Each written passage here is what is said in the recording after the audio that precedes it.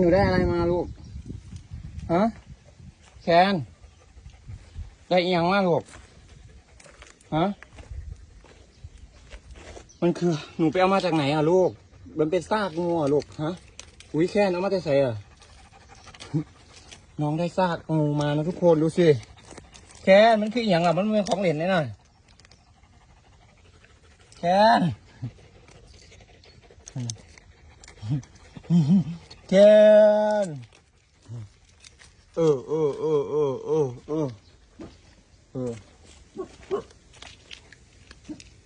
แย่งกันแล้ววันนี้จ้ามันคืออีหยังครับวันนี้งูลูกมันเป็นซากงู